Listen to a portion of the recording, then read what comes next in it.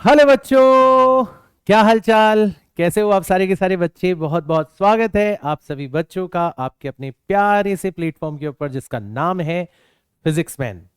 मैं उम्मीद करता हूं आप सारे के सारे बच्चे एकदम स्वस्थ एकदम मस्त होंगे और अब मेरा साथ आपको मिल रहा है तो डेफिनेटली अपनी नीट की तैयारियों के अंदर, जेईई मेंस की तैयारियों के अंदर व्यस्त होंगे।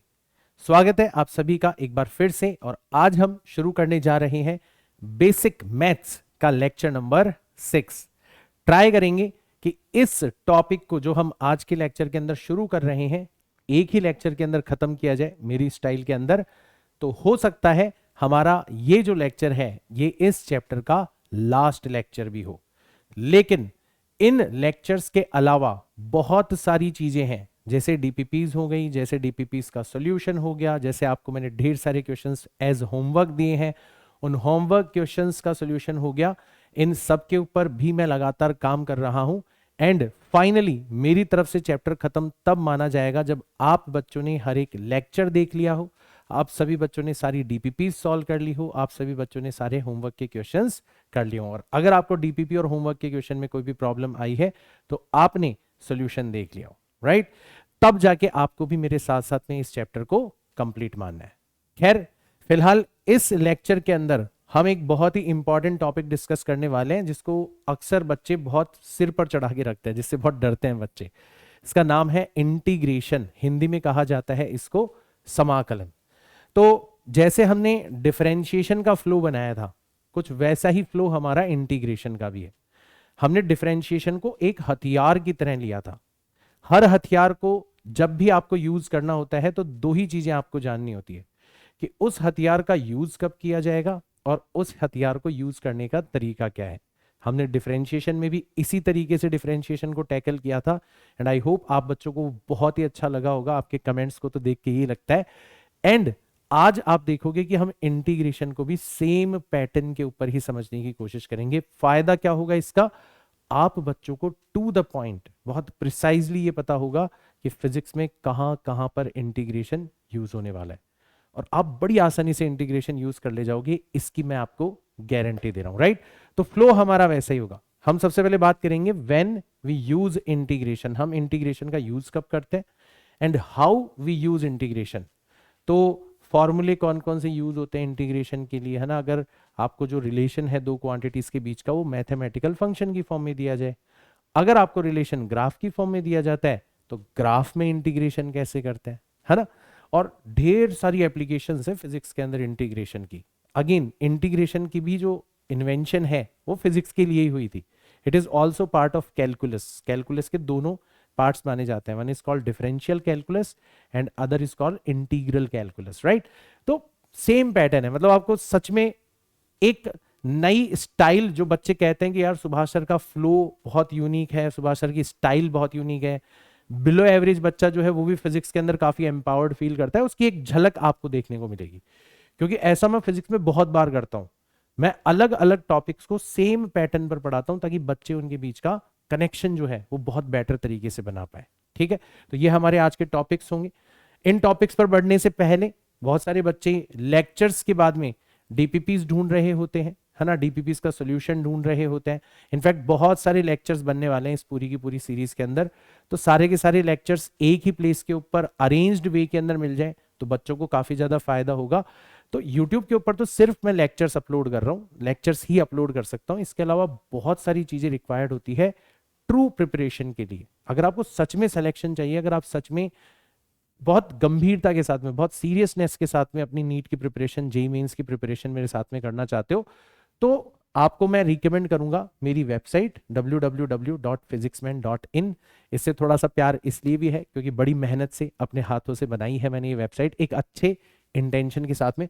तो यहाँ आपको सब कुछ मिल जाएगा और बहुत अच्छे तरीके से मिल जाएगा। आपको सारे लेक्चर्स मिल जाएंगे, डीपीपीज मिल जाएंगी, पीडीएफ मिल जाएंगी, डीपीपीज का सोल्यूशन मिल जाएगा। अगर आपके डाउट्स आ रहे हैं इन लेक्चर्स के अंदर तो आपको बहुत बेटर तरीके से अपने डाउट्स पूछने का मौका मिलेगा, मेरे से बात करने का मौका मिलेगा, टेस्ट वगैरह मिल जाएंगे। तो एक कंप्लीट पैकेज आपको मिल जाएगा जिससे आप सुनिश्चित कर सकते हो, और मैं आपको गारंटी दे रहा हूं कि अगर आप इस वेबसाइट को यूज करोगे ना तो आपके फिजिक्स के अंदर बहुत अच्छे नंबर लाने से आपको कोई नहीं रोक सकता। This is personal guarantee. ठीक है, तो ये मैंने वेबसाइट बनाई है ताकि सारे बच्चों को ये सारी की सारी चीजें एक ही प्लेस के ऊपर मिल जाए। तो इसको एक बार विजिट जरूर करना जिसने एक बार भी नहीं करी है, राइट। चलो शुरुआत करते हैं लेक्चर की। When we use integration. अब आप बोलोगे सर पहले हमें ये तो बता दो इंटीग्रेशन होता क्या है। ठीक, चलो सबसे पहले अपन यही बात करते हैं। तो बड़ा सिंपल सा है इंटीग्रेशन यार। इंटीग्रेशन का मतलब क्या होता है ना, वो मैं सबसे पहले आपको बता देता हूं, फिर अपन बात करेंगे इसका यूज हम कब करते हैं। तो इंटीग्रेशन या हिंदी में इसको बोला जाता है समाकलन। ठीक है, बहुत सारे हिंदी मीडियम के बच्चे भी इन लेक्चर्स को देख रहे होते हैं, तो टर्म्स को मैं हिंदी में भी लिख दिया करता हूं। तो इंटीग्रेशन क्या होता है? It is inverse operator, it is inverse operator of differentiation. जो हमने डिफरेंशिएशन पढ़ा है, जो डिफरेंशिएशन नाम की प्रोसेस हमने पढ़ी है, इसकी उल्टी प्रोसेस को क्या बोलेंगे अपन? इसकी उल्टी प्रोसेस को हम इंटीग्रेशन बोलेंगे। अब इसको थोड़ा अच्छे तरीके से आपको समझना पड़ेगा, है ना, थोड़ा अच्छे से कि इनवर्स ऑपरेटर का मतलब एक्चुअल में क्या होता है। तो आप क्या करो, आप एक मशीन इमेजिन करो मेरे साथ साथ कि भैया ये एक मशीन है। जैसे सभी लोगों ने जूस बनाने वाली मशीन देखी होगी, तो हर मशीन को क्या चाहिए होता है? रॉ मटेरियल चाहिए होता है एज इनपुट। जैसे गन्ने का जूस निकालने वाली मशीन है, तो उसके अंदर क्या डालना पड़ता है? हमें गन्ना डालना पड़ता है। फिर मशीन उसके ऊपर प्रोसेस करती है, उसको दबाती है, कुचलती है, और एट द एंड हमें क्या मिलता है? आउटपुट। हमने डाला तो साबुत गन्ना था, आउटपुट हमें क्या मिलता है? गन्ने का जूस मिलता है। हर मशीन ऐसे ही करती है, उसको कुछ इनपुट चाहिए होता है, वो उसके ऊपर कुछ काम करती है, और फिर हमें फाइनली आउटपुट मिलता है। तो हम क्या करते हैं, ये जो डिफरेंशिएशन है ना, इसको हम एक मशीन की तरह इमेजिन करते हैं। हम मान लेते हैं कि हमारा जो डिफरेंशिएशन है वो एक मशीन है, और मशीन को ही टेक्निकली बोला जाता है ऑपरेटर। ठीक है, जो ऑपरेट करने वाला है। ठीक है, तो ये डिफरेंशिएशन नाम की हमने मशीन बनाई, इसको तो हम अच्छे से जानते हैं। जैसे मैं कहूं कि बताओ इस मशीन के अंदर, बताओ इस मशीन के अंदर जब मैं एक्स स्क्वायर डालूंगा तो मुझे क्या आउटपुट मिलेगा? आप सारे बच्चे कमेंट्स कर दो कि क्या आउटपुट मिलेगा। कि सर एक्स स्क्वायर को जैसे ही मैं इस बॉक्स के अंदर डालूंगा, ये मशीन उसका डिफरेंशिएशन करेगी और हमें आउटपुट क्या मिल जाएगा? हमें आउटपुट मिल जाएगा 2x। जैसे मैंने कहा कि अगर इस मशीन के अंदर मैं इनपुट डालूंगा साइन एक्स, इनपुट डालूंगा साइन एक्स, तो साइन एक्स इसके अंदर जाएगा, इसका डिफरेंशिएशन होगा, और हमें आउटपुट क्या मिल जाएगा? हमें आउटपुट मिल जाएगा कॉस एक्स मिल जाएगा। जैसे इस मशीन के अंदर मैंने इनपुट डाला लॉग बेस ई एक्स, ये मैंने इनपुट डाला, ये मशीन इसका डिफरेंशिएशन करेगी, और फाइनली लॉग एक्स का डिफरेंशिएशन कितना होता है? 1/x होता है, ये हमें आउटपुट मिल जाएगा। तो ये हमने डिफरेंशिएशन नाम की मशीन बनाई। ठीक है, अब हमें एक नई मशीन की जरूरत पड़ी, एक ऐसी मशीन जो कि गन्ने के जूस से वापस हमें साबुत गन्ना बना के दे दे। प्रैक्टिकली तो पॉसिबल नहीं है, बट मैथमेटिकली हम उल्टी मशीन भी बना सकते हैं।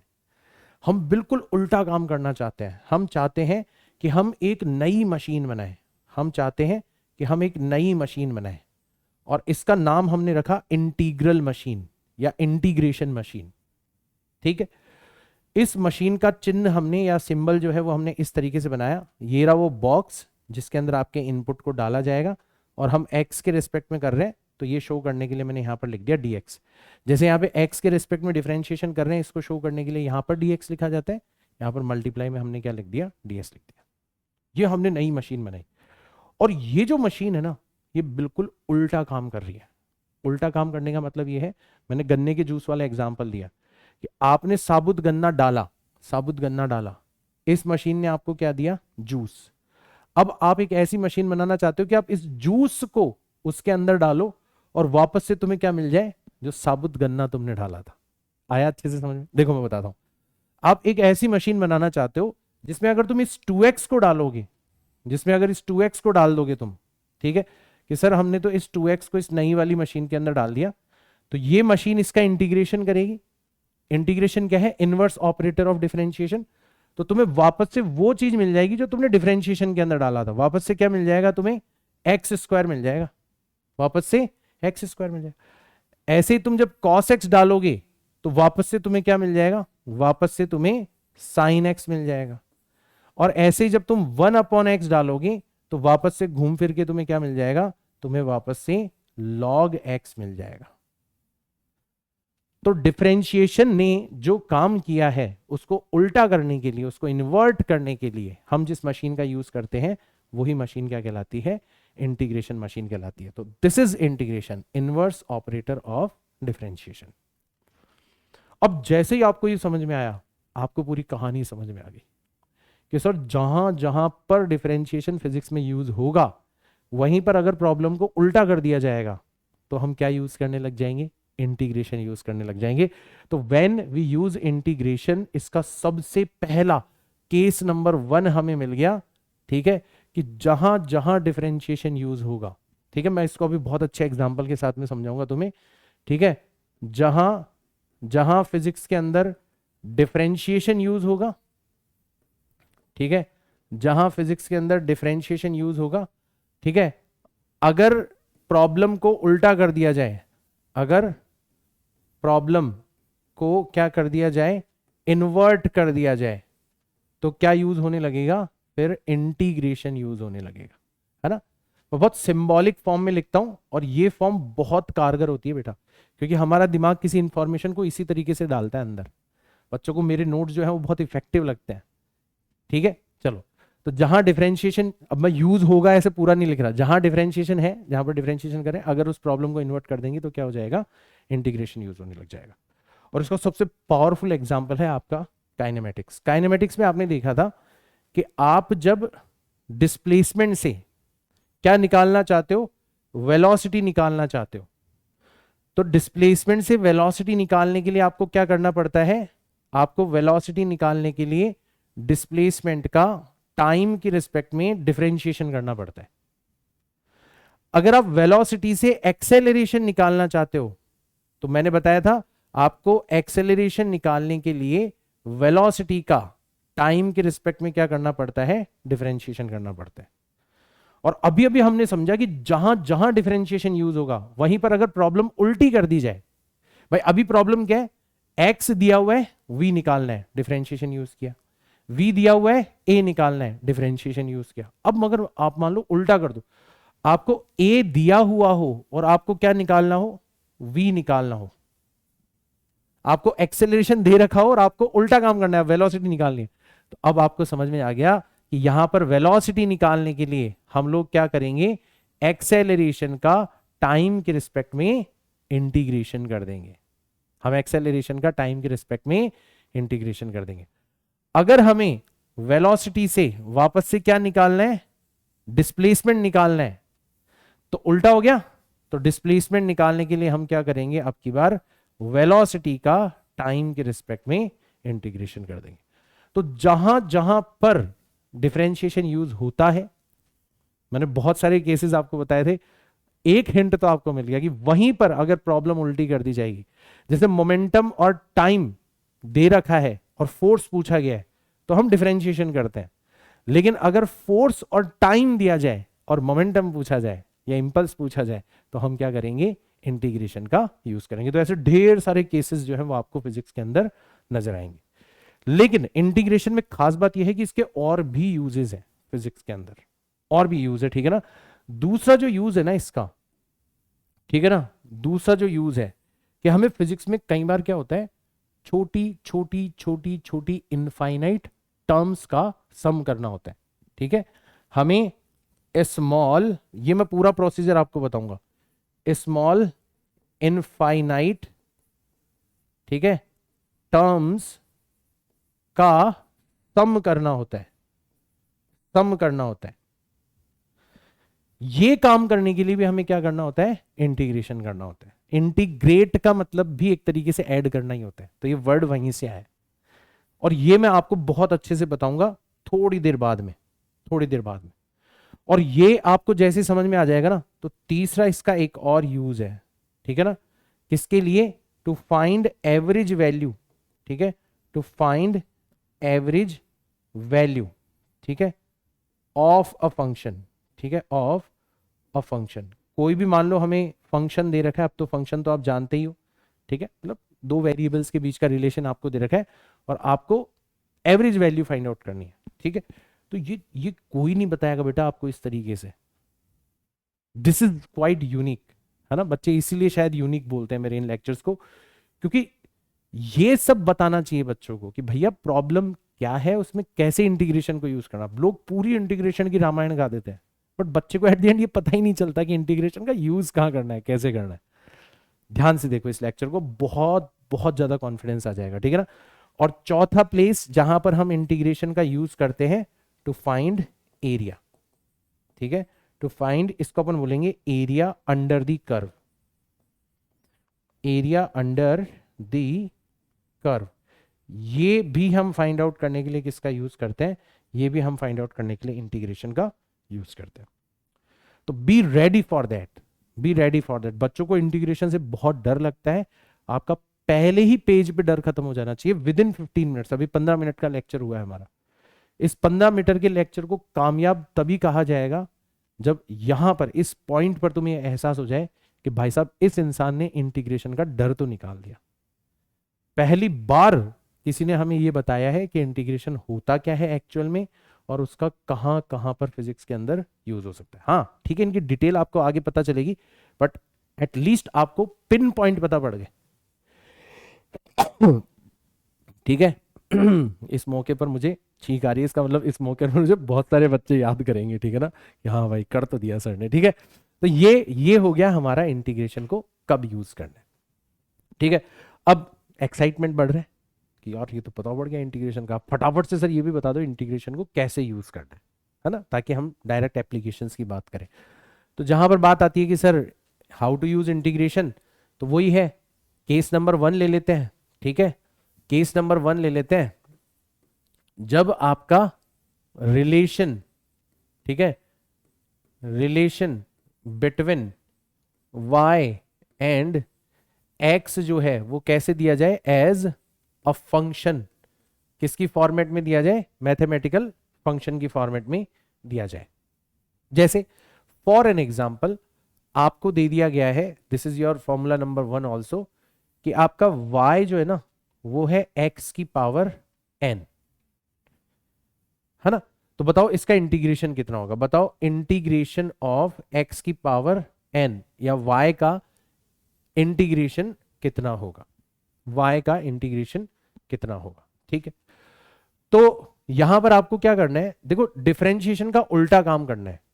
डिफरेंशिएशन में क्या होता था, पावर आगे मल्टीप्लाई हो जाती थी और पावर माइनस हो जाती थी। पहला स्टेप है पावर का मल्टीप्लाई होना और दूसरा स्टेप है पावर का माइनस होना। अब इसको रिवर्स करो, माइनस होने का उल्टा क्या हो गया कि हमें पावर इंक्रीज करनी है, और मल्टीप्लीकेशन का रिवर्स क्या हो गया कि हमें इंक्रीज्ड पावर से डिवाइड करना है। बन गया फॉर्मूला। भाई हमें क्या कर देनी है, पावर इंक्रीज कर देनी है n+1, और हमें इंक्रीज्ड पावर से क्या कर देना है, डिवाइड कर देना है। तो हमने n+1 से क्या कर देना है, यहां पे डिवाइड कर देना है, ठीक। एक और चीज, हम जब इंटीग्रेशन पे लिमिट्स नहीं लगाते, हम जब इंटीग्रेशन के ऊपर लिमिट्स नहीं लगाते, तो हम यहां पर एक कांस्टेंट भी यूज कर सकते हैं जिसको बोला जाता है इंटीग्रेशन कांस्टेंट। क्योंकि जब तुम इसका डिफरेंशिएशन करोगे ना तो भी तुम्हें x की पावर n मिलेगा, और इस कांस्टेंट के साथ में आप डिफरेंशिएशन करोगे ना तो कांस्टेंट का डिफरेंशिएशन तो 0 होता है, तो भी तुम्हें x की पावर n मिलेगा। तो यहां पर कोई भी कांस्टेंट हो सकता है जिसको अपन बोलते हैं इंटीग्रेशन कांस्टेंट। तो ये ध्यान रखना, ये जो कर रहे हैं अपन, ठीक है, इंटीग्रेशन विदाउट लिमिट्स जो कर रहे हैं अपन, क्या कर रहे हैं अपन, इंटीग्रेशन विदाउट लिमिट्स, ठीक है, इंटीग्रेशन विदाउट लिमिट्स जो अपन कर रहे हैं, this is known as indefinite integral. इसको अपन क्या बोलते हैं, इनडेफिनिट इंटीग्रल, है ना। तो इसको हम कैसे टैकल कर लेते हैं, हम अपनी तरफ से एक कांस्टेंट यूज कर लेते हैं जिसको इंटीग्रल कांस्टेंट बोला जाता है। This c is constant. भाई ये तो आपको पता पड़ ही गया ना कि इंटीग्रेशन और डिफरेंशिएशन का रिलेशन क्या है। तुमने इसका इंटीग्रेशन किया, तुम्हें ये मिला, तो उल्टा करोगे, जब इसका डिफरेंशिएशन करोगे तो वापस से क्या मिल जाएगा, ये मिल जाएगा। तो कांस्टेंट ऐड कर लो, क्योंकि कांस्टेंट का डिफरेंशिएशन तो वैसे भी 0 होता है, ठीक है। चलो और आगे चलते हैं। तो सेकंड फॉर्मूला जो है हमारा, अब मैं y की फॉर्मेट में नहीं लिखूंगा, मैं डायरेक्ट इंटीग्रेशन की फॉर्मेट में लिखूंगा कि इंटीग्रेशन, अब इसके कुछ स्पेशल केसेस, कि मान लो हमारा कोई पावर ही ना हो x का, सिर्फ dx हो, सिर्फ dx हो, कुछ भी ना हो यहां पे, ठीक है, तो इसको अपन बोलेंगे इंटीग्रेशन ऑफ dx। अभी जो इंटीग्रेशन ऑफ dx है, इसको आप कैसे लिख सकते हो, इसको आप लिख सकते हो इंटीग्रेशन ऑफ x की पावर 0 dx, क्योंकि x की पावर 0 का मतलब ही क्या होता है, 1 होता है, ठीक है। और यहां पर कुछ भी नहीं है, इसका मतलब यहां पर आप क्या ले सकते हो, 1 मल्टीप्लाइड बाय dx ले सकते हो। तो 1 को आपने किससे रिप्लेस कर दिया, x की पावर 0 से। और अब आप ये वाला फॉर्मूला लगा सकते हो। फॉर्मूला क्या कहता है, पावर बढ़ा दो और बढ़ी हुई पावर से डिवाइड कर दो। तो पावर बढ़ाओगे तो x की पावर हो जाएगी कितनी, 1, और 1 से डिवाइड करोगे तो उसको अलग से लिखने की जरूरत नहीं है। तो dx का जो इंटीग्रेशन होता है, dx का जो इंटीग्रेशन होता है, अब आपको ये डायरेक्ट ध्यान रखना है, अभी तो मैंने करके बताया, ये कितना होता है, ये सीधा सीधा x होता है, मतलब d हट जाता है। ये भी आपके फिजिक्स में बहुत काम आता है, ध्यान रखना, छोटी सी चीज है। और आगे चलते हैं, थर्ड केस लेते हैं, ठीक है। जैसे मान लो आपको कह दिया जाए कि सिर्फ x का डिफरेंशिएशन करो, या ऐसे करो, एक काम करो, आपको कह दिया जाए कि -1/x² का आप इंटीग्रेशन करो, -1/x² का। तो देखो दो तरीके से आप कर सकते हो इसको भाई। एक तो हमारे पास में फॉर्मूला है, क्या है फॉर्मूला, कि हम x की पावर 2 को ऊपर ले जाएंगे तो x की पावर -2 हो जाएगा, फिर हम ये वाला फॉर्मूला लगाएंगे तो x की पावर हो जाएगी -2 + 1, मतलब x की पावर -1, और यहाँ पर -2 + 1 आएगा तो नीचे भी -1 आएगा, नीचे वाला -1 और बाहर वाला माइनस तो प्लस हो जाएंगे, और x की पावर -1 को आप लिख सकते हो 1/x। कुल मिला के जो आंसर आएगा वो आएगा 1/x, है ना। यहाँ पर चाहो तो इंटीग्रेशन कांस्टेंट c आप लगाते रहना, वैसे आपको फिजिक्स में ऐसे लगाने की कोई आवश्यकता नहीं है, बट फिर भी स्टैंडर्ड अपन लिख रहे हैं तो लगा देते हैं। तो एक तो तरीका ये है कि सर हम ये वाला फॉर्मूला लगा के प्रैक्टिस कर सकते हैं, कोई दिक्कत नहीं है। एक भाई अब हमें नॉलेज है इंटीग्रेशन और डिफरेंशिएशन की, तो हम डायरेक्ट भी तो कर सकते हैं कि सर आपने हमें बताया था कि 1/x का डिफरेंशिएशन क्या होता है, -1/x²। तो -1/x² का वापस से इंटीग्रेशन करोगे तो क्या मिल जाएगा तुम्हें, क्या मिल जाएगा तुम्हें, यहां पर मिल जाएगा 1/x मिल जाएगा, ठीक है। अब जब अपन फॉर्मूला बनाते हैं ना, तो नेगेटिव साइन को इधर ना लगा के इधर लगाया जाता है, कोई बात नहीं, आप इधर से हटा दो नेगेटिव साइन, ठीक है। तो आपने इधर से नेगेटिव साइन हटा दिया, मतलब आपने -1 से मल्टीप्लाई कर दिया, और इधर भी -1 से मल्टीप्लाई करोगे तो अब ये जो फॉर्मूला है ना, ये इतना ज्यादा काम आता है फिजिक्स के अंदर, इतना ज्यादा काम आता है कि मैं आपको डायरेक्ट याद करवा रहा हूं, क्योंकि मैं नहीं चाहता कि बार बार मुझे इसको एक्सप्लेन करने की जरूरत पड़े। आपको डायरेक्ट ध्यान रखना है कि 1/x² का इंटीग्रेशन क्या होता है, -1/x, प्लस यहां पर आप इंटीग्रेशन कांस्टेंट c लगा सकते हो। इसी तरीके से ये भी आप याद रखना कि इंटीग्रेशन ऑफ 1/2√x, अब सेम लॉजिक लगा सकते हो आप कि सर इसमें हमें, वैसे तो हम फॉर्मूला लगा सकते हैं, √x को हम x की पावर हाफ लिखेंगे, ऊपर ले जाएंगे, फॉर्मूला भी लग जाएगा, सब हो जाएगा, कोई दिक्कत नहीं है। लेकिन जब हमारे पास में इससे पावरफुल हथियार है तो हम उसका यूज करेंगे ना। आपने बताया था कि √x का डिफरेंशिएशन होता है 1/2√x, तो 1/2√x का इंटीग्रेशन करोगे तो वापस से तुम्हें क्या मिल जाएगा, तुम्हें वापस से √x मिल जाएगा, क्या मिल जाएगा, √x। तो ये आ जाएगा √x + c। तो तरीका आपको पता बढ़ गया कि यार यहां तो फॉर्मूले याद करने की भी जरूरत नहीं है, हमें डिफरेंशिएशन के फॉर्मूले याद है, हम उन्हीं को क्या कर देंगे, उल्टा कर देंगे। देखो सारी जगह अपन यही करेंगे। 5वें फॉर्मूले पर आते हैं अपन, 5th फॉर्मूले पर अपन आते हैं, 5th फॉर्मूला, ठीक है, कि आप ये किया करते थे, ठीक है, कि सर -cos x का इंटीग्रेशन क्या होगा, सॉरी -cos x नहीं, सिर्फ cos x लो, cos x का इंटीग्रेशन क्या होगा। तो अब तुम्हें ये दिमाग लगाना है कि यार किसका डिफरेंशिएशन cos x था, तो आपको याद आएगा कि sin x का डिफरेंशिएशन cos x हुआ करता था। तो उल्टा करोगे, cos x का इंटीग्रेशन करोगे तो वापस से तुम्हें क्या मिल जाएगा, वापस से तुम्हें साइन एक्स मिल जाएगा। कितना आसान हो गया। सिक्स्थ फॉर्मूला देखो, ठीक है, मान लो आपको इंटीग्रेशन करना है माइनस साइन एक्स का, माइनस साइन एक्स। तो याद करो कि यार ऐसी कौन सी चीज थी जिसका डिफरेंशिएशन माइनस साइन एक्स हुआ करता था। तो आपको याद आएगा कॉस एक्स का डिफरेंशिएशन माइनस साइन एक्स हुआ करता था। तो माइनस साइन एक्स का इंटीग्रेशन क्या हो जाएगा, वापस से कॉस एक्स हो जाएगा। फिर मैंने बताया कि नेगेटिव साइन को हम इधर की तरफ ना लगा के इधर की तरफ लगाएंगे तो और थोड़ा सुंदर हो जाएगा formula, minus cos X plus C लिखा जा सकता है। तो ऐसे आप खुद भी बना सकते हो ये सारे के सारे फॉर्मूले, ठीक है। जैसे सेवेंथ फॉर्मूला अगर मैं लिखना चाहूं तो ऐसे लिख सकता हूं कि integration of sec square X dx, ठीक है, ये कितना होगा, integration of sec square X dx ये कितना होगा। तो बहुत आसान है, सेक स्क्वायर एक्स किसका डिफरेंशिएशन हुआ करता था, टेन एक्स का डिफरेंशिएशन हुआ करता था, टेन एक्स का डिफरेंशिएशन होता था सेक स्क्वायर एक्स। तो सेक स्क्वायर एक्स का इंटीग्रेशन करोगे तो वापस से क्या मिल जाएगा तुम्हें, टेन एक्स मिल जाएगा प्लस सी। एट फॉर्मूला देखो, एट फॉर्मूला, ठीक है, integration of E to the power x.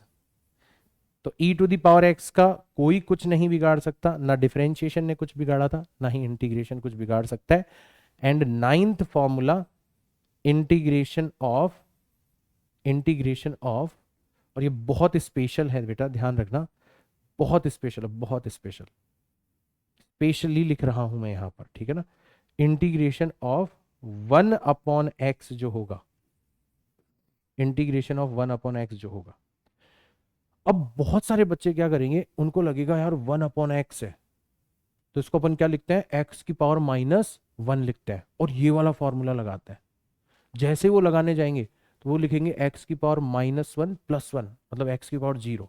चलो वहां तो कोई गड़बड़ नहीं है, एक्स की पावर जीरो का मतलब वन होता है, बट नीचे गड़बड़ हो जाएगी, माइनस वन प्लस वन करोगे तो नीचे जीरो आ जाएगा। और मैथ्स के अंदर जैसे ही डिनोमिनेटर में जीरो आ जाता है ना तो हाथ पांव खड़े हो जाते हैं, नहीं आना चाहिए क्योंकि आंसर फिर इनफाइनाइट आने लगता है। तो अब यहां पर ये वाला फॉर्मूला काम नहीं करेगा, इसलिए मैंने इसको स्पेशल केस बताया ताकि आप गलती ना करो। तो इसमें फिर आप ऐसे सोचो जैसे अपन बाकी के लिए सोच रहे थे, यार ऐसी कौन सी चीज थी, ऐसी कौन सी चीज थी जिसका डिफरेंशिएशन वन अपॉन एक्स होता था। आपको याद आएगा लॉग एक्स, लॉग एक्स का डिफरेंशिएशन क्या होता था, वन अपॉन एक्स होता था। तो वन अपॉन एक्स का इंटीग्रेशन क्या हो जाएगा बेटा, वन अपॉन एक्स का इंटीग्रेशन हो जाएगा log x प्लस सी। बहुत स्पेशल है, बहुत सारे बच्चे गलती कर जाते हैं, इसलिए आपको इसको आखिरी में और स्पेशल तरीके से बताना जरूरी है। क्या सिर्फ ये 9 फॉर्मूले आपको याद होंगे तो फिजिक्स में आप अटक जाओगे, नहीं अटकोगे। मैं गारंटी के साथ में देता हूं कि फिजिक्स में हम जब जब इंटीग्रेशन का यूज करेंगे तो इनसे ज्यादा फॉर्मूले आपको याद करने की आवश्यकता ही नहीं है। सिर्फ इन फॉर्मूले से मैं आपका काम चलाना आपको सिखाने वाला हूं, ठीक है ना। तो स्ट्रिक्टली यहां पर जो मैं आपको मैथ्स सिखा रहा हूं वो फिजिक्स की दृष्टि से सिखा रहा हूं। मुझे आपको मैथ्स के अंदर, कैलकुलस के अंदर पारंगत नहीं करना, ठीक है ना। आएगा वो टाइम भी जब मैं पूरी मैथ्स पढ़ाऊंगा इस चैनल के ऊपर, पूरी शुरुआत से लेकर आखिरी तक, जेई एडवांस लेवल की, ठीक है ना। बहुत सरप्राइजिंग होगा वो बच्चों के लिए, बट अभी हम फिजिक्स की दृष्टि से यहां पर पढ़ रहे हैं। बहुत सारे बायो वाले बच्चे भी देख रहे हैं तो उनको डराना नहीं है, ठीक है। फिजिक्स में जितना मैक्सिमम इंटीग्रेशन यूज होगा इन फॉर्मूलों से आपका काम चल जाएगा, ठीक। तो ये तो हो गए हमारे कुछ फॉर्मूले, ठीक है सर, बहुत बढ़िया बात है। अब बात करते हैं हमारे कुछ रूल्स के बारे में, ठीक है, हमारे कुछ रूल्स के बारे में बात करते हैं अपन, ठीक है।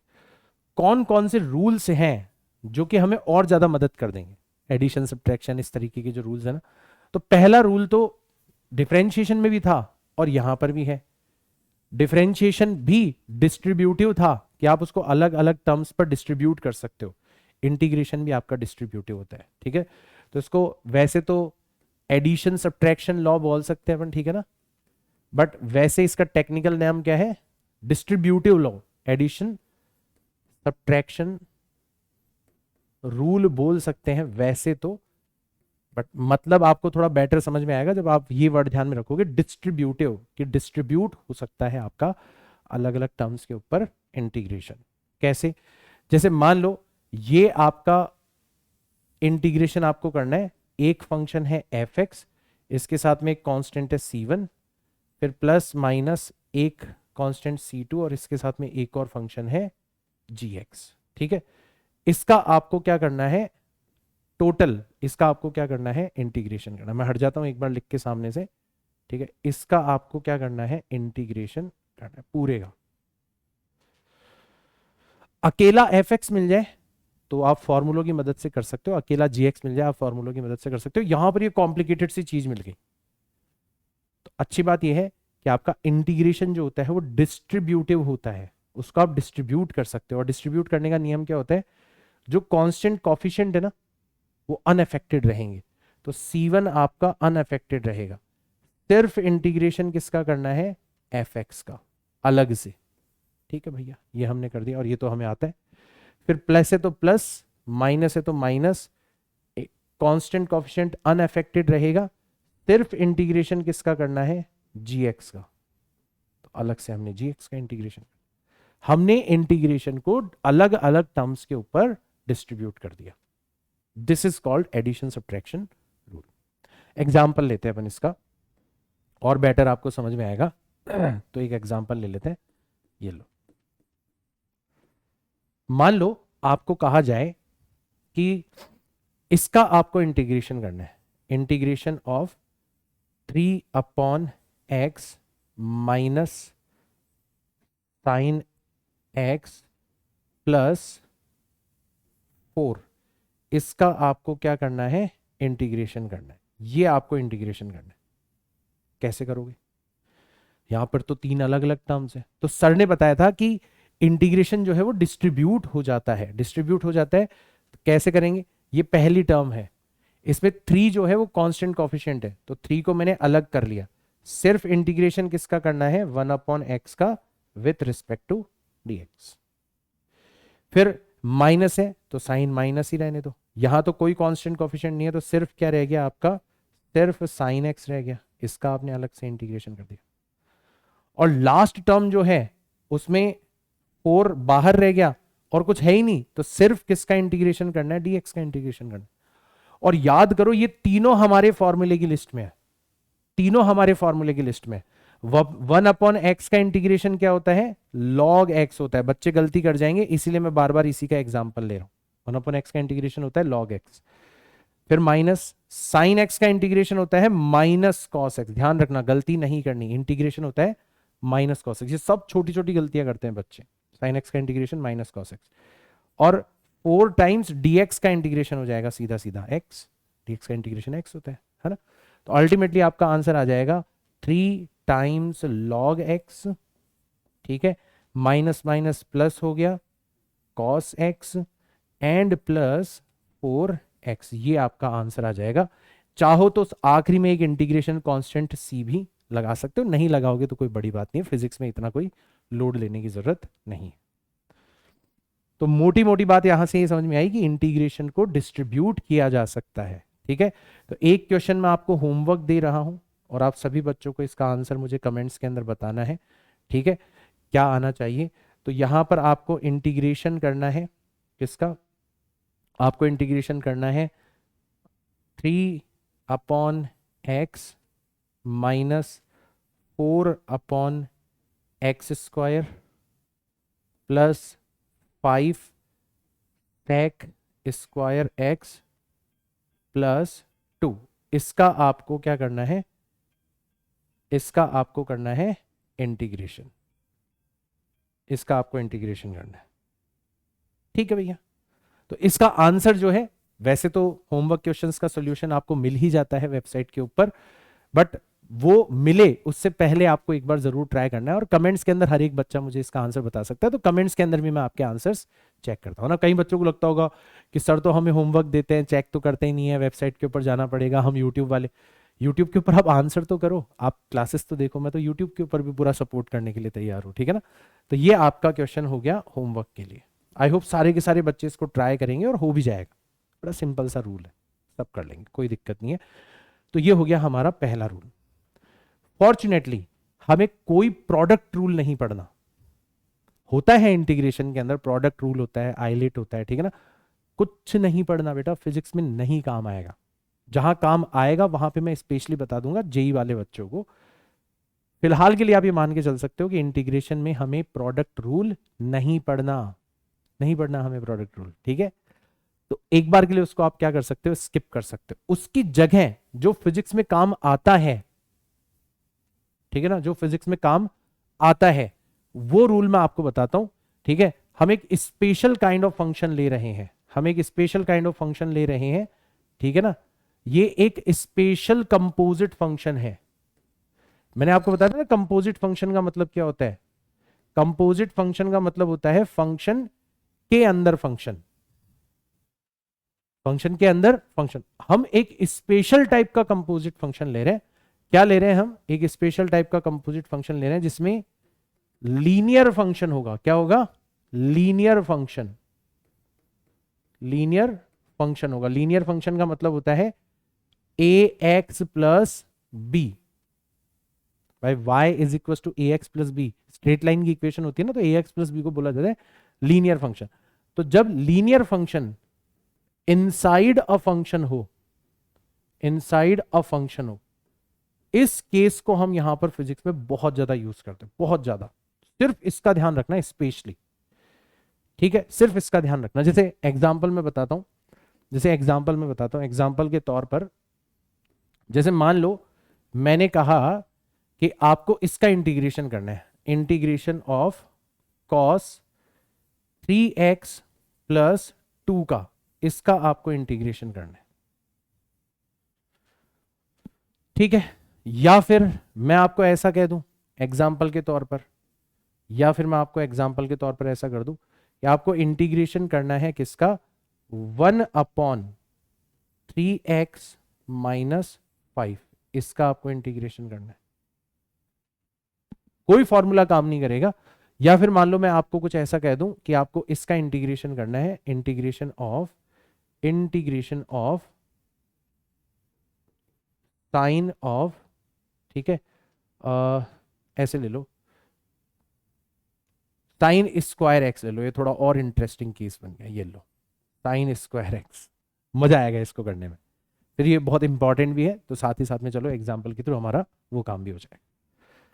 कैसे करेंगे, तो रूल क्या कहता है, रूल ये कहता है, रूल ये कहता है कि मान लो एफ एक्स का इंटीग्रेशन क्या है, मान लो एफ एक्स का इंटीग्रेशन है सम अदर फंक्शन जी एक्स। जैसे कॉस एक्स का इंटीग्रेशन क्या होता है, साइन एक्स होता है, वैसे कि एफ एक्स का इंटीग्रेशन क्या है, जी एक्स। तो अगर आपको गलती से F A X plus B का इंटीग्रेशन करना पड़ जाए, अब की बार एक्स की जगह क्या आ जाए, लीनियर फंक्शन आ जाए। यही तो हो रहा है ना भाई, कॉस में एक्स की जगह क्या आ गया, लीनियर फंक्शन आ गया। यहां पर वैसे तो 1/x हुआ करता था, अब x की जगह क्या आ गया, 3x माइनस 5, लीनियर फंक्शन आ गया। और ये तो और भी इंटरेस्टिंग है, इसके बारे में मैं बताऊंगा, इसको कन्वर्ट करेंगे अपन, ठीक है ना।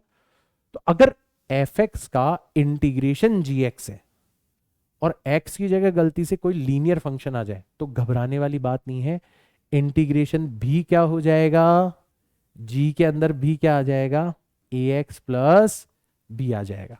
कितना आसान है, बस सर इतनी सी बात, इसी के लिए इतना हवा कर रहे थे। नहीं, एक स्पेशल काम और होगा, जो भी x का कोफिशिएंट है उससे आपको क्या कर देना है, जो भी x का कोफिशिएंट है उससे आपको डिवाइड कर देना है, बस इतना सा काम करना है। प्लस चाहो तो इंटीग्रेशन कांस्टेंट यूज कर सकते हो दोनों जगह पर, ठीक है, चाहो तो इंटीग्रेशन कांस्टेंट यूज कर सकते हो। इतना आसान है रूल, ठीक है। चलो आ जाओ, देखते हैं देखें क्या हम इसका इंटीग्रेशन कर पाएंगे। बिल्कुल कर लेंगे सर। अब तो देखो, आपने ही तो बताया है कि हम तो सीधा कॉस पर नजर डालेंगे, हमें पता है कॉस का इंटीग्रेशन क्या होता है, साइन। तो एज इट इज चुपचाप से हम क्या रख देंगे, साइन 3x प्लस 2, और जो x का कोफिशिएंट है आपने कहा था उससे डिवाइड कर देना, हमने कर दिया डिवाइड। दैट्स इट, इतना सा काम करना है। यहां पर देखो कि सर अगर यहां पर x होता तो 1/x का इंटीग्रेशन क्या होता है, log x। अब x की जगह लीनियर फंक्शन है तो कोई बात नहीं, यहां पर भी होगा तो log ही, बट x की जगह क्या आ गया, 3x माइनस 5 आ गया। और जो x का कोफिशिएंट है उससे हम इसको डिवाइड कर देंगे, तो हम 3 से यहां पर इसको क्या कर देंगे, डिवाइड कर देंगे। अब ये बड़ा इंटरेस्टिंग सा केस है सर, इसमें क्या करेंगे? तो कई बच्चे क्या करते हैं, वो डिफरेंशिएशन वाला चेन रूल लगाने लगते हैं। भैया पहले तो ये गलती मत करना, मैं कोई चेन रूल वगैरह आपको बता ही नहीं रहा इंटीग्रेशन में, ताकि आप कंफ्यूज ही ना हो। आपको क्लियर कर ध्यान रहे कि इंटीग्रेशन में कोई चेन रूल नहीं होता, ठीक है। यहां क्या करना है, अब देखो हमें तो साइन एक्स का इंटीग्रेशन करना आता है, या हमें कॉस एक्स का इंटीग्रेशन करना आता है, या ज्यादा से ज्यादा एक्स की जगह लीनियर फंक्शन आ जाए उसका इंटीग्रेशन करना आता है। पावर लगी हुई हो उसका इंटीग्रेशन हमें नहीं आता। हमें साइन स्क्वायर एक्स का इंटीग्रेशन नहीं आता ना, फॉर्मूला भी नहीं था कोई। तो हम क्या करेंगे, इसको कन्वर्ट करेंगे। कैसे कन्वर्ट करेंगे? तो आपको याद होगा मैंने आपको बताया था कि जो cos 2x होता है ना, cos 2x जो होता है, इसको 3 अलग अलग तरीके से लिखते हैं। cos और sin दोनों की फॉर्मेट में लिखना हो तो ये हो जाता है cos square x minus sign square x. और जब मैंने आपको ट्रिग्नोमेट्री के अंदर ये बताया था तब मैंने बोला भी था ये चीज फिजिक्स में बहुत ज्यादा यूज होती है। सिर्फ cos की फॉर्म में लिखना हो तो इसको अपन लिख सकते हैं 2 cos स्क्वायर एक्स माइनस 1, और सिर्फ साइन की फॉर्म में लिखना हो तो इसको अपन लिख सकते हैं 1 माइनस 2 साइन स्क्वायर एक्स। तो थोड़ा थोड़ा आपको तसल्ली मिली कि यार यहां पर हमारे कोई पावर नहीं लगी हुई, ठीक है। x की जगह 2x है, बट उससे हम नहीं घबराते क्योंकि सर ने ये रूल बता दिया, बट पावर नहीं है। तो हम चाहें तो जब इसको इस तरीके से लिखेंगे तो हमें एक बहुत प्यारी सी चीज मिलेगी। हमें क्या मिलेगी, अगर हम इन दोनों को लेंगे, यहां से इसको उठा लिया और यहां से इसको उठा लिया, तो हमें एक बहुत प्यारी सी चीज मिलेगी कि आपका साइन स्क्वायर एक्स जो है उसको लिखा जा सकता है 1 minus cos 2x divided by 2। क्या लिखा जा सकता है? 1 minus cos 2x divided by 2। तो जब भी आपको साइन स्क्वायर एक्स का इंटीग्रेशन करना हो या कॉस स्क्वायर एक्स का इंटीग्रेशन करना हो तो सबसे पहले तो आप कन्वर्ट करोगे स्क्वायर को सिंगल पावर के अंदर। That's why this formula is very important. इसीलिए मैंने बताया था कि ये जो फॉर्मूला है ये बहुत ही ज्यादा इंपॉर्टेंट होता है फिजिक्स की दृष्टि से। ठीक, चलो सही, बहुत बढ़िया चीज है। तो हमने कर दिया इसको रिप्लेस। तो जैसे ही रिप्लेस करा तो अब हमारा इंटीग्रेशन जो हो गया वो हो गया कि हमने 1/2 तो आ गया बाहर, और 1 माइनस कॉस एक्स, तो 1 इसका अलग से इंटीग्रेशन हो गया, ठीक है। माइनस है तो माइनस कॉस 2x इसका अलग से इंटीग्रेशन हो गया। इसको हमने पूरे को ब्रैकेट के अंदर बंद कर दिया। भाई अब तो इतना तो कर ही लोगे ना कि साइन स्क्वायर एक्स की जगह ये चीज यहाँ पे रिप्लेस करनी है। 1/2 कॉमन आके बाहर आ जाएगा। पहली टर्म है 1 उसका अलग से इंटीग्रेशन, दूसरी टर्म है कॉस 2x उसका अलग से इंटीग्रेशन। अब ये दोनों हमें करना आता है, ये हम कर सकते हैं। तो आंसर हमारा आ जाएगा कितना, 1/2 1 dx। तो इसका इंटीग्रेशन तो सीधा सीधा क्या आ जाएगा, x आ जाएगा। dx का इंटीग्रेशन क्या आता है, x। फिर माइनस है तो माइनस, कॉस का इंटीग्रेशन क्या होता है, साइन। तो यहां पर आ जाएगा साइन ऑफ 2x, और जो x का कॉफिशिएंट है उससे हमें क्या कर देना है, डिवाइड कर देना है। तो 2 से हमें क्या कर देना है, डिवाइड कर देना है। तो आप चाहो तो इसको याद भी रख सकते हो बेटा, ये याद रखने लायक चीज है कि साइन स्क्वायर एक्स का जो इंटीग्रेशन होता है वो कितना होता है। देखो कितना आ रहा है, x डिवाइडेड बाय 2। आपको बार बार ये ना करना पड़े और फिजिक्स में बहुत काम आता है, इसलिए मैं याद करवा रहा हूं। x/2 minus sine 2x minus sine 2x divided by 4, minus sine 2x divided by 4, x/2 और इसको 2 को यहां से मल्टीप्लाई करोगे तो डिवाइडेड बाय 4 आ जाएगा। तो अब आपको अच्छे से समझ में आ गया कि यार ये वाला रूल तो बड़ा काम का है। तो आपको कुछ प्रॉब्लम्स मैं दे रहा हूं होमवर्क के लिए, और इनको आपको खुद से ट्राई करना है। इनको आपको खुद से ट्राई करना है। जैसे दे देते हैं, एक आध प्रॉब्लम्स कर लेते हैं अपन में, है ना। आपको इंटीग्रेशन करना है किसका, आपको इंटीग्रेशन करना है tan स्क्वायर एक्स का। थोड़ा दिमाग लगेगा, थोड़ा दिमाग लगेगा, बट आप कर सकते हो। ये पहला इंटीग्रेशन है। देखो क्या दिमाग लगाना है भाई, सीधा 10x का डिफरेंशिएशन ही नहीं था फॉर्मूले की लिस्ट में, तो 10 स्क्वायर एक्स तो बहुत दूर की बात है। तो आपको कहीं ना कहीं 10 स्क्वायर एक्स को कन्वर्ट करना है किसी ऐसी चीज में जिसका इंटीग्रेशन आपको आता है। हिंट मैं देता हूं, 10 स्क्वायर एक्स और sec स्क्वायर एक्स में एक बहुत प्यारा सा रिलेशन होता है। दैट्स इट, इतना सा हिंट मैं दूंगा, ठीक है ना। 10 स्क्वायर एक्स और sec स्क्वायर एक्स में बहुत प्यारा सा रिलेशन होता है। ये हिंट है आपका, ठीक है ना। दूसरा दूसरा अपन ऐसे ले लेते हैं यहां पर, इंटीग्रेशन ऑफ 1/2x-3 का स्क्वायर, ये भी आपको करना है खुद से, ठीक है। तीसरी प्रॉब्लम जो मैं होमवर्क के लिए दे रहा हूं यहां पर, integration of cos square x dx। ये तीनों प्रॉब्लम्स मैं आपको होमवर्क के लिए दे रहा हूं, तीनों को आपको ट्राई करना है, नंबर 1, नंबर 2 एंड नंबर 3। मजा आ जाएगा आपको, बहुत अच्छी आपकी प्रैक्टिस हो जाएगी और साथ ही साथ में आप काफी कॉन्फिडेंट फील करोगे। और मेरी बातों पर आप बहुत ज्यादा रिलाय कर सकते हो बेटा, पूरी फिजिक्स को ध्यान में रख के मैं पढ़ाता हूँ चीजें, पूरी फिजिक्स। मतलब जब मैं आपको आज ये शुरुआती छठा लेक्चर पढ़ा रहा हूं ना, तो मैंने पूरा प्लान कर रखा है भाई। आप मेरी प्लानिंग तो देखते होंगे ना, वेबसाइट के ऊपर आपने देखा होगा मैंने एक एक लेक्चर प्लान कर रखा है। तो ऐसा नहीं होता कि जब कोई डायरेक्टर मूवी बना रहा होता है तो उसको पता होता है कि यार क्लाइमैक्स में क्या डालना है, तो वहां का जो हिंट है कि यार वहां पे कोई चीज अगर मान लो यूज होगी, वो शुरुआत में भी रखता है वो। मैं क्रिस्टोफर नोलन का बहुत बड़ा फैन हूं, मैं कहीं ना कहीं उसी स्टाइल में पढ़ाने की कोशिश करता हूँ कि हर एक चीज की इंपॉर्टेंस जो है ना वो बताते चलो, क्योंकि जब क्लाइमैक्स आएगा ना तब बच्चे बहुत ज्यादा कॉन्फिडेंट फील करने चाहिए। तो ये चीजें आपको बहुत कुछ सिखा रही हैं, बहुत कुछ सिखा सकती हैं, ये आपको कॉन्फिडेंस फील होना चाहिए, ठीक है। तो बस ये दो ही चीजें, एडिशन सब्ट्रैक्शन रूल और ये वाला जो स्पेशल रूल मैंने आपको, इसका कोई नाम जो आप रखना चाहो वो रख लो, जो भी आपको नाम रखना, but these 2 rules are only useful in physics. फिलहाल के लिए अगर मैं पूरी फिजिक्स को इमेजिन करूं, इतने सारे सवाल मैं करवाता हूं, इतनी सारी चीजें, एग्जाम्स होते हैं हर साल, इतना मेरा एक्सपीरियंस है, इससे बाहर आपको फिलहाल के लिए इंटीग्रेशन के अंदर घुसने की जरूरत नहीं। ये तो हो गई बात जब हमें क्या कर रखा हो, हमें इंटीग्रेशन करना हो किसकी फॉर्मेट में, हमें इंटीग्रेशन करना हो जब मैथमेटिकल फंक्शन की फॉर्मेट में हमें चीजें दी हुई हो, ठीक है। अभी तक का काम हमारा ये था, ठीक है। अब अपन बात करते हैं किसके बारे में, डेफिनिट वर्सेस इनडेफिनिट इंटीग्रेशन के बारे में। अभी तक अपन सिर्फ और सिर्फ क्या कर रहे हैं, इनडेफिनिट इंटीग्रेशन विदाउट लिमिट्स कर रहे हैं, ठीक है।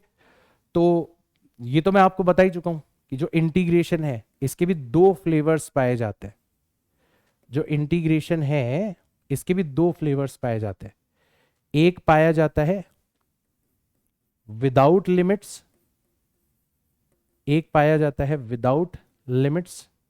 जैसे आपने इंटीग्रेशन ऑफ एफ एक्स किया, ठीक है, विथ रिस्पेक्ट टू एक्स, और आपको क्या मिल गया, सीधा सीधा जी एक्स मिल गया, और आपने एक कांस्टेंट यूज कर लिया, that is called integration constant सी।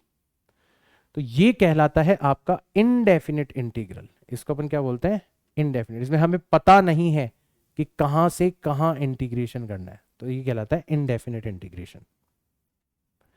दूसरा फ्लेवर जो है, जो फिजिक्स में ज्यादा यूजफुल है, उसको अपन बोलते हैं with limits, integration with limits, और इसको बोला जाता है डेफिनिट इंटीग्रल। क्या बोलते हैं अपन इसको, डेफिनिट इंटीग्रेशन। ये ज्यादा यूज होता है बेटा फिजिक्स में, करना कुछ नहीं होता इसमें, सिर्फ और सिर्फ जो हम इंटीग्रेशन कर रहे हैं उसकी हमें इनिशियल लिमिट, जिसको नीचे लिखा जाता है, और फाइनल लिमिट, जिसको ऊपर लिखा जाता है, जिसको ऊपर लिखा जाता है, ये दोनों लिमिट्स हमें दे दी जाती है, और ये फिजिक्स में ज्यादा काम आता है, ठीक है। तो इसमें कुछ नहीं करना होता भाई, एफ एक्स का पहले भी तो हमने इंटीग्रेशन किया था जब लिमिट्स नहीं थी, जी एक्स आ रहा, तो कोई बात नहीं, यहां पे भी आएगा तो जी ही, ठीक है। बट जहां जहां एक्स है वहां पर हमें किसको रिप्लेस कर देना है, पहले अपर लिमिट को रिप्लेस कर देना है, फिर माइनस जहां जहां पर एक्स है वहां पर हमें लोअर लिमिट को रिप्लेस कर देना है। ये हमारा आंसर आने लगता है। और हमें इसमें इंटीग्रेशन कांस्टेंट यूज करने की आवश्यकता नहीं होती। ये जो पूरा प्रोसेस है ना, इसको हम ऐसे ऐसे दिखाते हैं, जब अपन सवाल वगैरह सॉल्व करते हैं ना, तो हम ऐसे दिखाते हैं कि भैया एफ एक्स का इंटीग्रेशन क्या हो गया, जी एक्स हो गया। फिर हम यहाँ पर अब क्या रखेंगे, लिमिट्स रखेंगे। पहले जहां जहां एक्स है वहां पर क्या रख देंगे, अपर लिमिट, तो बन जाएगा जी ऑफ बी। और फिर जहां जहां एक्स है वहां पे क्या कर देंगे, लोअर लिमिट, तो बन जाएगा जी ऑफ ए। ये कहलाता है आपका डेफिनेट इंटीग्रल। जैसे एक एग्जांपल लेते हैं, एक एग्जांपल लेते हैं, आ जाओ, ये एक एग्जांपल अपन यहां पर लेते हैं। ठीक है, क्या है एग्जांपल? एग्जाम्पल बड़ा सिंपल सा है। आपको कहा गया है कि भैया इसका इंटीग्रेशन कर दो, एक काम करो, एक काम करो, चलो इसका कर दो, ये कर लो, साइन स्क्वायर एक्स का इंटीग्रेशन कर दो फ्रॉम 0 टू पाई। 0 से लेके पाई तक आप क्या कर दो, साइन स्क्वायर एक्स का इंटीग्रेशन कर दो, 0 से लेके पाई तक। ठीक है, अब मैं पूरी डिटेल में नहीं जाऊंगा, हम साइन स्क्वायर एक्स का इंटीग्रेशन ऑलरेडी कर चुके हैं। हमें पता है क्या आता है साइन स्क्वायर एक्स का इंटीग्रेशन, हमें पता है आता है X divided by 2 minus sine 2x divided by 4। किया था ना अभी अभी हमने, और मैंने इसको याद भी करने के लिए बोला ताकि आप डायरेक्ट कर सको। और इसमें हमें अब क्या करना है, इसके अंदर हमें लिमिट्स रखनी है फ्रॉम 0 टू पाई, ये हमें इसके अंदर लिमिट्स रखनी है। चलो रखते हैं। तो पहले रखेंगे अपर लिमिट, मतलब जहां जहां एक्स है वहां पर मैं क्या रख दूंगा, पाई रख दूंगा। तो यहां पर एक्स की जगह मैंने क्या रख दिया, पाई रख दिया, डिवाइडेड बाय 2, माइनस यहां पर भी एक्स की जगह मैंने क्या रख दिया, पाई रख दिया, तो साइन 2 पाई डिवाइडेड बाय 4। ये तो हो गई मेरी अपर लिमिट। फिर माइनस करना है लोअर लिमिट, जहां जहां एक्स है वहां पर मैं 0 रख दूंगा, जहां जहां एक्स है वहां पर, तो एक्स की जगह 0 रखूंगा तो 0 आ जाएगा, माइनस एक्स की जगह 0 रखूंगा तो साइन 0 डिवाइडेड बाय 4 आ जाएगा। ऐसा कुछ बन जाएगा। अब इसको सॉल्व करना है, तो देखो इसका तो कोई कुछ कर नहीं सकता, तो ये तो एज इट इज रहेगा आपका पाई बाय 2, ये तो एज इट इज रहेगा। यहां देखो कि जो साइन 2 पाई है, 2 पाई का मतलब होता है 360 डिग्री, और साइन 360 डिग्री जो होता है वो 0 होता है। तो ये वाली चीज भी क्या हो जाएगी, 0 हो जाएगी। ये 0 है ही, और साइन 0 भी कितना होता है, 0। तो ये तीनों टर्म्स 0 हो जाएंगे। तो ये आपका क्या आ जाएगा फाइनली, ये आपका फाइनली आंसर आ जाएगा। ये आपका फाइनली क्या आ जाएगा, आंसर आ जाएगा। ठीक है, जैसे मान लो कोई आपको कहता, फॉर एन एग्जाम्पल, कोई आपको कहता भैया इसका इंटीग्रेशन करके बताओ मुझे, फ्रॉम फ्रॉम ऐसे ले लो, फ्रॉम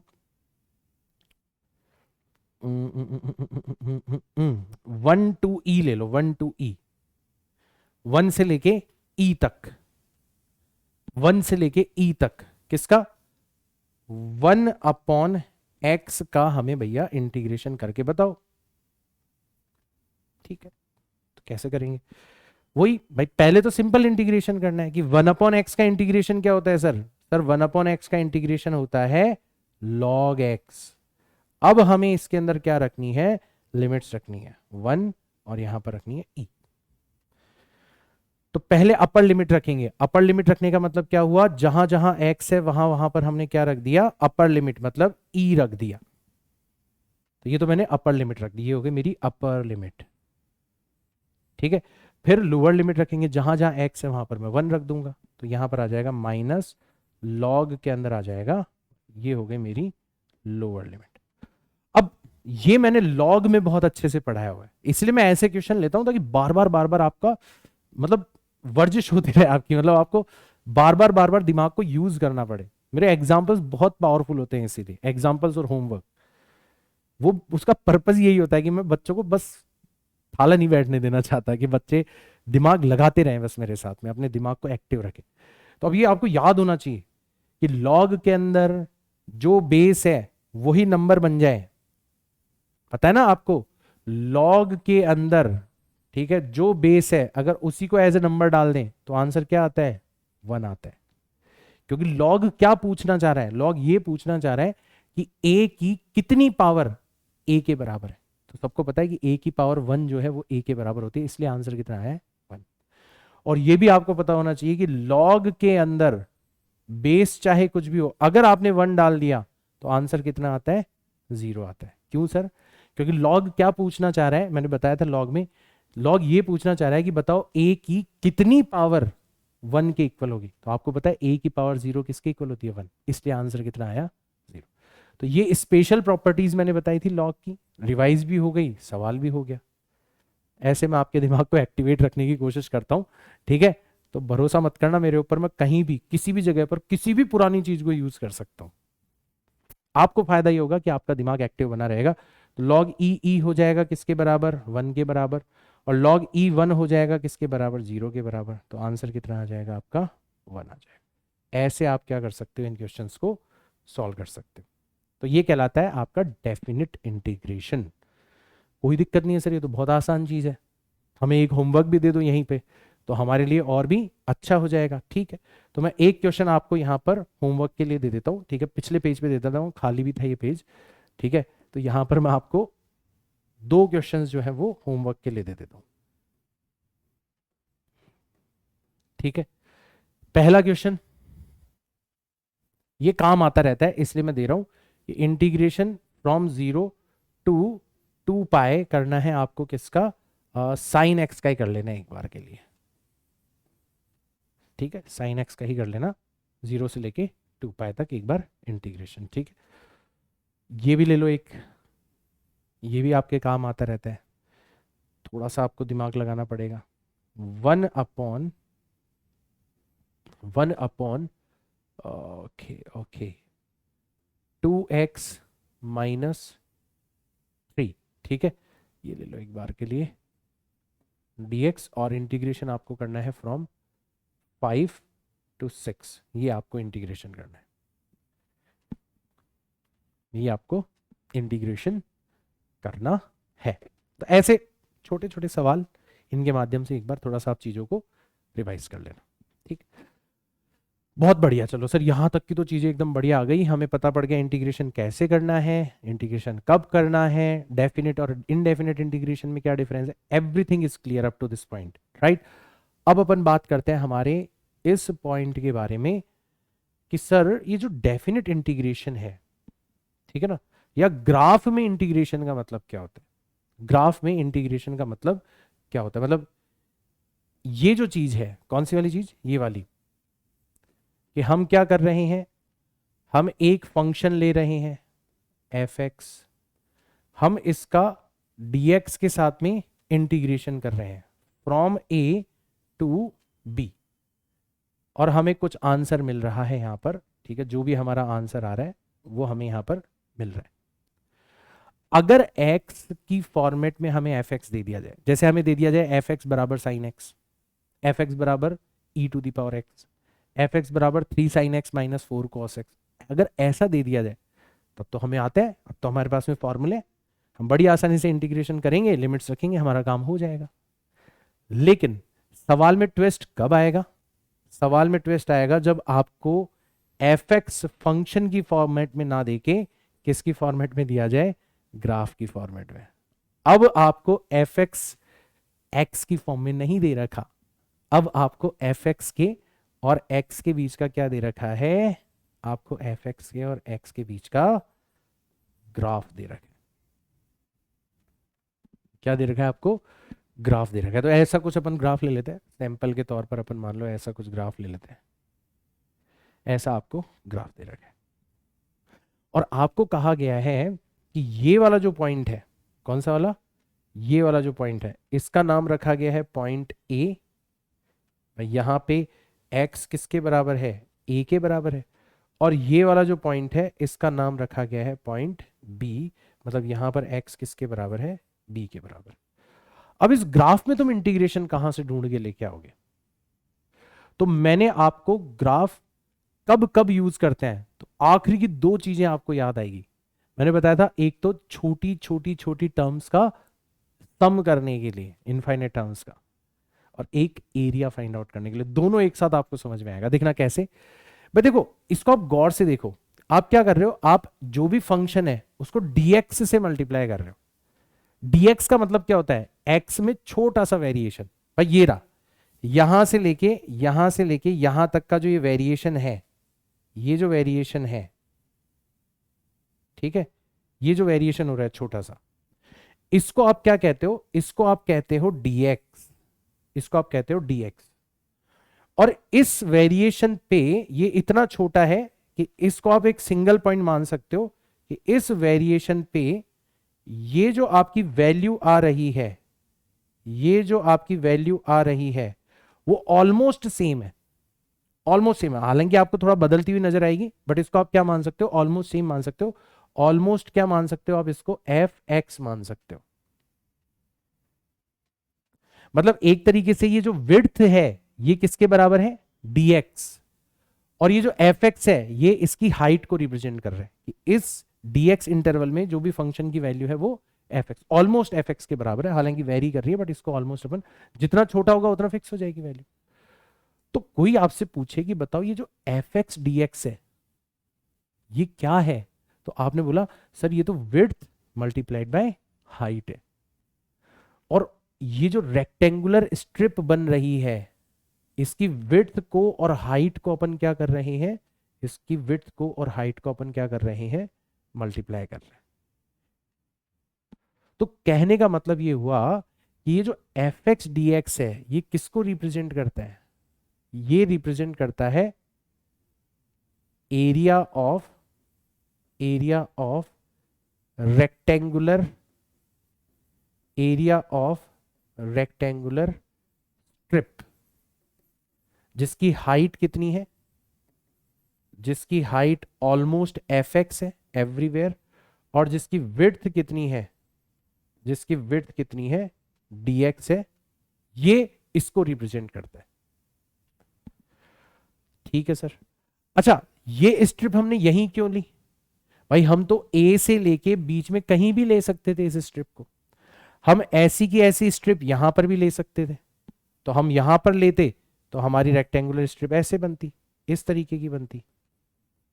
ठीक है, अगर हम यहां ना लेके थोड़ा आगे लेते तो हमारी रेक्टेंगुलर स्ट्रिप यहां पर बनने लग जाती, ऐसे बन जाती। हम यहां ना लेके आगे लेते तो हमारी रेक्टेंगुलर स्ट्रिप यहां पर बनने लग जाती। यहां ना लेते आगे लेने लग जाते तो रेक्टेंगुलर स्ट्रिप यहां पर बन जाती। आगे लेते तो रेक्टेंगुलर स्ट्रिप यहां पर बनने लगती, आगे लेते तो रेक्टेंगुलर स्ट्रिप यहां पर बनने लगती। मतलब अपन क्या कर सकते थे कि ये जो रेक्टेंगुलर, ये जो छोटी सी स्ट्रिप मैंने ली है इसको यहां से लेके यहां तक मैं कहीं भी ले सकता था। और अगर मैं ऐसा करूंगा तो मैं क्या कर रहा हूं, मैं इस पूरे एरिया को स्ट्रिप्स के अंदर डिवाइड कर रहा हूं। या यूं आप कह सकते हो कि जब मैं इंटीग्रेशन कर रहा हूं फ्रॉम ए टू बी, तो ये जो पतली पतली पतली पतली स्ट्रिप्स बनती जा रही है, ये जो पतली पतली स्ट्रिप्स का एरिया बनता चला जा रहा है, मैं इनको कलेक्ट करता जा रहा हूं। सिर्फ इसका मतलब तो क्या हुआ, एक स्ट्रिप का एरिया। और ए से बी तक इंटीग्रेट करने का मतलब क्या हुआ कि हम इन एरियाज को क्या करते जा रहे हैं, कलेक्ट करते जा रहे हैं। और जब आप कलेक्ट करते जाओगे करते जाओगे करते जाओगे करते जाओगे तो अल्टीमेटली ये जो इंटीग्रेशन है पूरा का पूरा, ये किसको रिप्रेजेंट करेगा, ये रिप्रेजेंट करेगा एरिया, ये रिप्रेजेंट करेगा एरिया अंडर दी कर्व को रिप्रेजेंट करेगा। किसको रिप्रेजेंट करेगा, एरिया अंडर दी कर्व को रिप्रेजेंट करेगा। ठीक है, इसका एक बार है ना अपन टेस्टिंग करते हैं इसकी कि क्या वाकई ऐसा है क्या, है ना। एक बार अपन टेस्टिंग करते हैं अपन ऐसा। तो एक एग्जांपल लेते हैं अपन यहाँ पर, ठीक है, एक एग्जांपल लेते हैं अपन यहाँ पर। हमें एक ग्राफ दे रखा है। अब मैं जानबूझ के ग्राफ ऐसा ले रहा हूं जिसकी इक्वेशन भी मुझे पता है, इक्वेशन भी मेरे को पता है जिसकी, ठीक है ना। तो मैंने एक ग्राफ लिया एफ एक्स, ठीक है, और इसकी इक्वेशन भी मेरे को पता है, ठीक है। ऐसा ग्राफ है, ये ऐसा ग्राफ है, ठीक है। ये 45 डिग्री का एंगल बन रहा है, ठीक है। और इसकी इक्वेशन बड़ी सिंपल है, एफ एक्स बराबर एक्स, तब 45 डिग्री का एंगल बनता है। भाई वही y बराबर एक्स, तो स्लोप कितनी हो जाएगी, 1 हो जाएगी ना, इनका मतलब 10 45 डिग्री। तो ये वही है y बराबर, मतलब y लिख लो या एफ एक्स लिख लो, y लिख लो, एफ एक्स लिख लो बराबर x। इसका ग्राफ कैसा होगा? स्ट्रेट लाइन, स्लोप कितनी होगी? 1 का मतलब एंगल कितना बनाएगी? 45 डिग्री। ऐसा हमें एक ग्राफ दे रखा है। अब हम ये चेक करना चाहते हैं कि भाई वाकई सही बोल रहा है क्या, मतलब कि वाकई इंटीग्रेशन करने पे एरिया अंडर दी कर्व आता है क्या। देखते हैं, चेक करते हैं अपन, ठीक है ना। तो अपन क्या करते हैं, 2 पॉइंट्स ले लेते हैं। एक पॉइंट अपन ले लेते हैं यहाँ पर, एक पॉइंट अपन ले लेते हैं यहाँ पर, ठीक है। तो इस पॉइंट का नाम रख लिया मैंने 3, और एक पॉइंट ले लेते हैं अपन यहाँ पर, इसका है एड्रेस 5, ठीक है। तो यहाँ पर x3 है और यहाँ पर x5 है। तो पहले तो हम जो ऑलरेडी हमारे पास में नॉलेज है उससे एरिया निकालते हैं। हमारे पास में ज्योमेट्री की नॉलेज है ना, तो ज्योमेट्री की नॉलेज से अपन एरिया निकालते हैं, ठीक है। तो ज्योमेट्री की नॉलेज से अगर एरिया निकालेंगे तो ये हाइट किसको रिप्रेजेंट करेगी? ये जो हाइट है ये भी 3 को रिप्रेजेंट करेगी, ठीक है। ये हाइट जो है ये भी 3 को रिप्रेजेंट, और 5 पे हाइट भी कितनी हो जाएगी? 5 हो जाएगी। तो ये वाली हाइट 5 को रिप्रेजेंट करेगी, ठीक है। और नोटिस करो, 2 लाइंस, आपको ये वाला एरिया निकालना है आपको ये वाला एरिया निकालना है। तो क्या बन रहा है यहाँ पर? एक ट्रेपेजियम बन रहा है। क्या बन रहा है बेटा? यहाँ पर एक ट्रेपेजियम बन रहा है, ठीक है। तो ट्रेपेजियम जो होता है उसका एरिया कैसे निकालते हैं? तो एरिया ऑफ ट्रेपेजियम, बताया था ना मैंने ट्रेपेजियम क्या होता है। अब देखो सारी चीजें काम आने लगती है यार, अगर आप रेगुलर लेक्चर देखते हो ना तो आपका फन बढ़ जाता है कि हाँ यार अल्टीमेटली कुछ हो रहा है, चीजें कनेक्ट हो रही है। तो सर ने जब पढ़ाया था ट्रेपेजियम तो कुछ यूज आ रहा है, ऐसा नहीं कि फोकट में पढ़ा दिया और वो कभी यूज ही नहीं आ रहा। यूजेबिलिटी जब आपको नजर आती है ना तो और कॉन्फिडेंस बढ़ जाता है। तो अगर आपसे कोई पूछे कि बताओ एरिया ऑफ ट्रेपेजियम, ये जो बन रहा है यहाँ पर कितना होगा, कोई इंटीग्रेशन और कुछ नहीं, अभी तो हम डायरेक्ट निकाल रहे हैं चेक करने के लिए कि क्या वाकई इंटीग्रेशन से भी सेम आएगा क्या। तो बहुत आसान होता है, क्या होता है? Half multiplied by sum of parallel lines.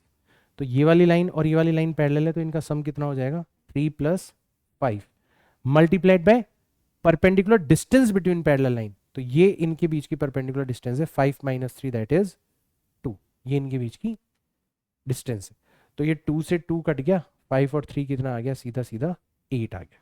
5 और 3 कितना आ गया? सीधा सीधा 8 आ गया। ये तो हमारा आया है, हम डायरेक्ट ज्योमेट्री जानते हैं, वहां से हमने एरिया निकाल लिया। भाई अभी तो किस्मत अच्छी थी, हम जानते हैं ज्योमेट्री। अगर इंटीग्रेशन का यूज करते, अगर हम यही एरिया कैसे निकालें? अगर हम यही एरिया इंटीग्रेशन का यूज करके निकालें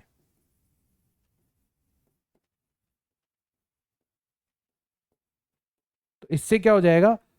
इससे दिल को तसल्ली मिल जाएगी कि हाँ यार ये फंडा काम तो करता है, हम चेक कर सकते हैं ना, वेरीफाई कर सकते हैं। चलो, तो हमारा एरिया क्या आता? तो हमारा एरिया क्या आता? इंटीग्रेशन फ्रॉम कहाँ टू कहाँ? 3 to 5 of what? F x. तो एफ एक्स की जगह लिखा जा सकता है एक्स, और इसको हम किसके रेस्पेक्ट में इंटीग्रेट कर रहे हैं? डी एक्स के रेस्पेक्ट में। भाई ये जो एरिया है ये इसी के थ्रू तो रिप्रेजेंट होता, क्योंकि इसका मतलब सर ने बताया एरिया अंडर दी कर्व। चलो, तो एक्स का इंटीग्रेशन होता है x square divided by 2, power बढ़ जाती है, बढ़ी हुई पावर से डिवाइड कर देते हैं, और यहाँ पर आ जाएगा आपका लिमिट 3 to 5। तो हम क्या करते हैं, पहले अपर लिमिट रखेंगे। तो पहले हमने अपर लिमिट रखी, तो 5, देखो 1/2 जो है ना इसको कॉमन ले लो, है ना, ताकि थोड़ा काम आसान हो जाए। तो पहले अपर लिमिट रखते हैं, तो 5 का स्क्वायर करेंगे कितना आ जाएगा? 25, ये तो अपर लिमिट रख दी। फिर लोअर लिमिट रखते हैं, 3 का स्क्वायर करेंगे तो कितना आ जाएगा? 3 का स्क्वायर करेंगे तो 9 आ जाएगा। 25 में से 9 गए तो कितना बचेगा? 16। इसको हमें किससे डिवाइड करना है? 2 से, ये कट जाएगा, आंसर क्या आ रहा है? 8 आ रहा है। तो अब हमें तसल्ली मिल गई कि यार वाकई हमारा फंडा काम करता है। वाकई ये जो फंडा है कि इंटीग्रेशन किसको रिप्रेजेंट करता है? एरिया अंडर दी कर्व को रिप्रेजेंट करता है। इट वर्क्स, ये चीज वर्क करती है। आया अच्छे से समझ में? चलो, यहां तो मान लो हमें ज्योमेट्री आती है, यहां तो हमें ज्योमेट्री आती है। अगर मान लो ज्योमेट्री नहीं आती होती, मान लो ऐसा कुछ दे देता मैं तुम्हें, मान लो ऐसा कुछ मैं दे देता तुम्हें, एक एग्जांपल यहां पे लिख लेता हूं मैं, ठीक है, कि भैया ये पकड़ो ग्राफ, ये किसका ग्राफ है? एफ एक्स बराबर कॉस एक्स का ग्राफ है, कॉस एक्स। कॉस एक्स का ग्राफ कैसा दिखता है? कॉस एक्स का ग्राफ ऐसा दिखता है, शुरुआत होता है 1 से, ये 1 है, ठीक है ना, फिर घटते घटते घटते घटते पाई बाय 2 पर, पाई बाय 2 पर कितना हो जाता है? 0 हो जाता है, पाई बाय 2 पर 0 हो जाता है। और इधर की तरफ जाओगे, इधर की तरफ जाओगे तो इधर भी घटते घटते घटते घटते कितना हो जाता है? इधर भी घटते घटते माइनस पाई बाय 2 पर भी कितना हो जाता है? 90 डिग्री पर 0 हो जाता है ना। तो अगर मैं आपसे पूछता कि बताओ ये जो एरिया बन रहा है, ये जो एरिया बन रहा है, कौन सा वाला एरिया? ये जो एरिया बन रहा है, ये एरिया कितना होगा? ये जो एरिया बन रहा है, ये एरिया मुझे बताओ कितना होगा। अब हमें ज्योमेट्री नहीं आती। बहुत सारे बच्चे क्या गलती करेंगे, उनको लगेगा कि सर ये तो सेमी सर्कल बन रहा है जिसकी रेडियस कितनी है? पाई बाय 2। नहीं, सेमी सर्कल नहीं हो, चित्र में ऐसा लग रहा है आपको, ये this is not semi circle है ना, वो मैंने बना दिया तो आपको थोड़ा लग रहा है this is not semi circle. क्यों? क्योंकि सेमी सर्कल होता तो हर जगह रेडियस सेम रहती। तुम दिमाग लगाओ ना, यहां पर रेडियस पाई बाय 2 है, मतलब 3.14 डिवाइडेड बाय 2, तो लगभग 1.5 के समथिंग है, और यहां पर रेडियस 1 है। तो this is although it looks like a semi circle but it is not semi circle. Semi circle होता तो हम पागल कुत्ते ने थोड़ी ना काटा है कि इंटीग्रेशन का यूज करते हैं, बट डायरेक्ट ही निकाल लेते। This is not semi circle. अब ये एक ऐसी शेप है जिसका हमें कोई आइडिया नहीं है, ज्योमेट्री के अंदर हमें कोई आइडिया नहीं। तो इन दिस पर्टिकुलर केस या ऐसे केसेस के अंदर फिजिक्स में हमें मजबूरी में, और अब तो खुशकिस्मती है, हमें इंटीग्रेशन का यूज करना पड़ता है। तो ये जो एरिया है ये हम कैसे निकालेंगे? Integration from minus pi by 2 to plus pi by 2 of what? Of cos X with respect to X. तो ये तो निकाल ही लोगे। कॉस एक्स का इंटीग्रेशन क्या होता है? साइन एक्स होता है ना। कॉस एक्स का इंटीग्रेशन साइन एक्स होता है, ठीक है। कहां से कहां करना है? माइनस पाई बाय 2 से प्लस पाई बाय 2 करना है, ठीक। तो इसको अपन यहां पे ले आते हैं, इसको अपन यहां पे ले आते हैं। तो पहले अपर लिमिट रखेंगे तो ये आ जाएगा साइन ऑफ पाई बाय 2, फिर माइनस लोअर लिमिट रखेंगे तो sine of minus pi by 2। ये हमें सॉल्व करना है। साइन पाई बाय 2 का मतलब है साइन 90, साइन 90 होता है आपका 1, और साइन के अंदर अगर माइनस होता है तो साइन ऑड फंक्शन होता है, बताया था मैंने आपको। उस माइनस को आप जैसे बाहर लाओगे तो माइनस माइनस प्लस हो जाएगा, बचेगा sine pi by 2, sine pi by 2 is again 1, तो आपका आंसर आ जाएगा 2। ये आपका आंसर आ जाएगा। इतना होता है आपका cos x का एरिया। तो अब हमें समझ में आ गया कि यार फिजिक्स का कितना, मतलब फिजिक्स में इंटीग्रेशन का कितना इंपॉर्टेंट यूज है। तो ये तो एक ऐसी चीज हो गई जिसको आप बिना इंटीग्रेशन के कर ही नहीं सकते, ठीक है। सो अब ऐसे बहुत सारे यूसेज है, ठीक है ना। तो एक काम करते हैं, हम क्लास को लंबी नहीं करते हैं, क्योंकि देखो मैंने इस पूरे कोर्स को इस तरीके से डिजाइन किया है कि मैं नहीं चाहता कि कभी भी आपको बैठ के लंबे लंबे लेक्चर्स देखने पड़े। This is personally again according to me not effective, है ना।